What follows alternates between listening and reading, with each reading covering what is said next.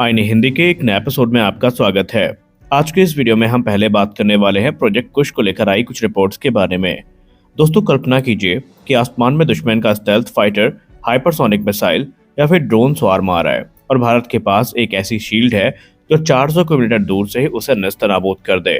मैं यहाँ पर किसी साइंस फिक्शन मूवी की बात नहीं कर रहा हूँ, बल्कि यह है भारत का प्रोजेक्ट कुश, जो कि अब इसी दिशा में आगे बढ़ रहा है और ये डीआरडीओ का सबसे एम्बिशियस एयर डिफेंस प्रोजेक्ट बन चुका है। और 2026 में एक के बाद एक इसको लेकर जो बड़ी रिपोर्ट्स और अपडेट्स हैं वो आती जा रही हैं, जहां पर भारत अब ना सिर्फ इन्हें अपने यूज के लिए बना रहा है बल्कि अपने मित्र देशों को एक्सपोर्ट करने की तैयारी भी कर चुका है।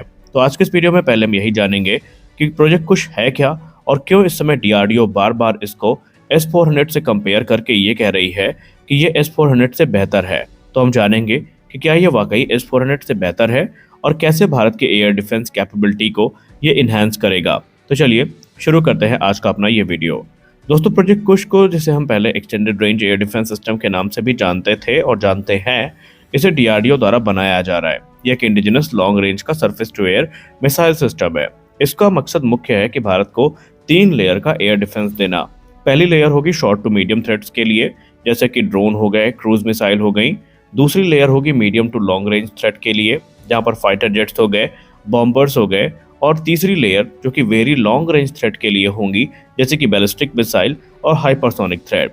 कुछ में मुख्यतः हमें 3 इंटरसेप्टर मिसाइल देखने को मिलेंगी। हालांकि चौथी मिसाइल को लेकर रिपोर्ट्स तो आई हैं, लेकिन कोई कंफर्मेशन अभी तक नहीं आई है।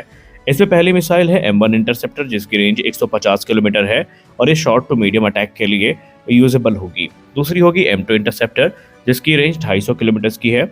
तीसरी होगी M3 इंटरसेप्टर, जिसकी रेंज 350 से लेकर 400 किलोमीटर तक क्लेम की जाती है। यानी इसकी जो रेंज है वो S-400 एयर डिफेंस सिस्टम की जो 40 N6 मिसाइल है उसके समकक्ष होने वाली है। और अगर हम फरवरी 2026 की लेटेस्ट रिपोर्ट की बात माने तो defence secretary Rajesh Kumar Singh sir ने ये अनाउंस किया है कि जो M1 मिसाइल का इनिशियल टेस्ट है ये सक्सेसफुल रहा है और अब M1 मिसाइल का जो पहली फर्स्ट फ्लाइट है या पहला फ्लाइट टेस्ट है वो इसी साल एक्सपेक्टेड है।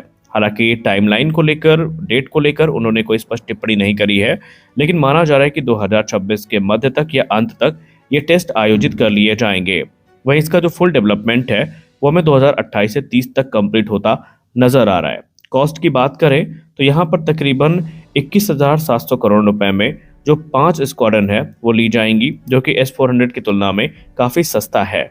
वहीं अगर हम बात करें सबसे बड़े सवाल की कि क्या हम प्रोजेक्ट कुश को S-400 से कंपेयर कर सकते हैं और अगर कर सकते हैं तो इनमें से विजेता कौन है। देखिए, अगर हम आसान शब्दों में बात करें तो S-400 की जो रेंज है वो 400 किलोमीटर की है। यहाँ पर हम मैक्सिमम रेंज की बात कर रहे हैं। वहीं प्रोजेक्ट कुश की जो मैक्सिमम रेंज है वो M3 मिसाइल के साथ आते हुए 350 से 400 किलोमीटर की हो जाएगी।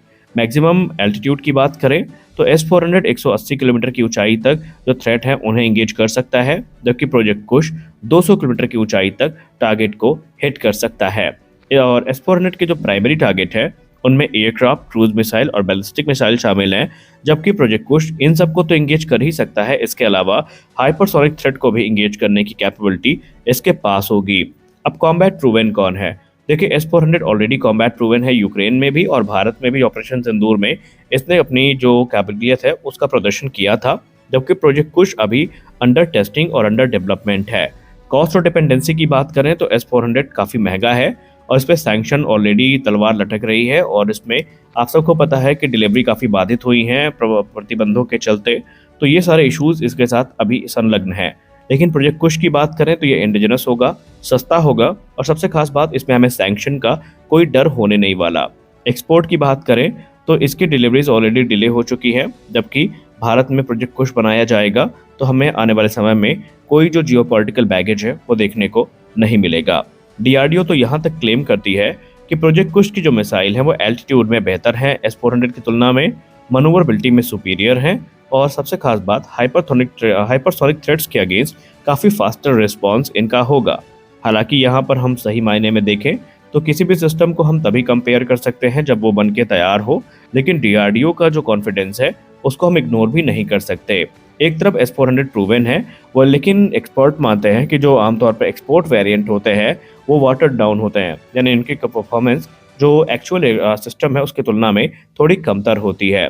लेकिन कुछ क्योंकि 100% इंडिजिनस टेक के साथ आएगा तो उसमें कोई फॉरेन डिपेंडेंसी नहीं और कोई डिग्रेडेशन हमें देखने को नहीं मिलेगा। यानी टेस्ट अगर सक्सेसफुल हुए तो भारत न सिर्फ खुद सुरक्षित रहेगा बल्कि इनको एक्सपोर्ट भी कर सकता है। इनफैक्ट रिपोर्ट तो यहाँ तक दावा करती है कि वियतनाम, इंडोनेशिया और सऊदी अरेबिया जैसे देश जो हैं वो ऑलरेडी भारत के इस सिस्टम को ट्रैक कर रहे हैं, क्योंकि ऑलरेडी उन सब ने Akash air defence system MR SAM की जो काबिलियत है वो देखी है।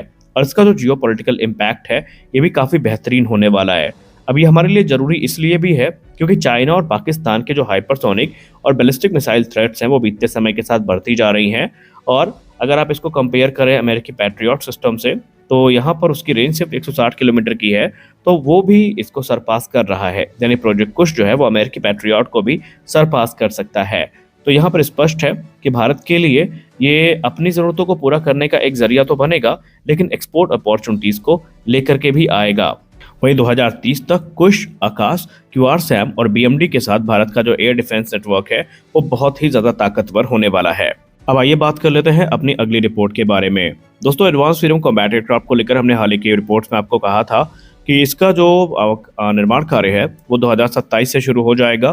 2028 तक जो स्ट्रक्चर है वो पूरे हो जाएंगे और अंत में हमें रोल आउट देखने को मिलेगा और 2029 में हमें इसकी पहली उड़ान देखने को मिलेगी। वही एरोनॉटिकल डेवलपमेंट एजेंसी ने एक और नई अपडेट को जारी कर दिया है, जहां पर उन्होंने कहा कि एमका मार्क 1 तो आपको एक 5th जनरेशन कैपेबिलिटी के साथ देखने को मिलेगा, लेकिन एमका मार्क 2 का पूरी तरीके से कायाकल्प होने वाला है, क्योंकि भविष्य में जो एमका मार्क 2 है वो इलेक्ट्रॉनिक पायलट के साथ देखने को मिलेगा। यानी कि मैंड पायलट के साथ साथ जो एक को पायलट है जो कि एआई होगा वो भी इसमें अपनी भूमिका को सुनिश्चित करेगा। मौजूदा एमका में फिलहाल जो ई पायलट है उसको जोड़े जाने पर काम किया जा रहा है और ये हमें मार्क 2 में देखने को मिलेगा। अब ई पायलट कोई साधारण ऑटोमेशन सिस्टम नहीं है, बल्कि एक एआई आधारित डिजिटल दूसरा क्रू मेंबर होगा, जहां पर सिंगल सीट फाइटर में को पायलट या वेपन सिस्टम ऑफिसर के जैसे काम करेगा और पायलट के वर्कलोड को कम करेगा। अब ये क्या क्या करेगा?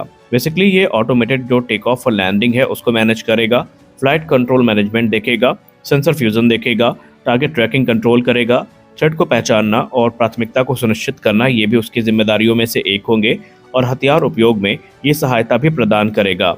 मतलब लड़ाई के दौरान पायलट तेज और बेहतर फैसले इनके वजह से ले सकता है।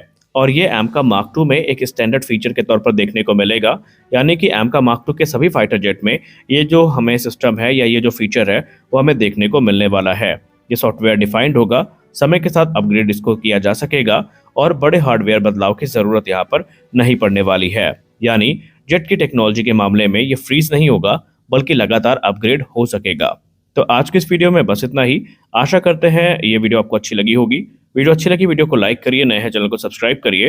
मिलते हैं अगले वीडियो में, तब तक के लिए जय हिंद।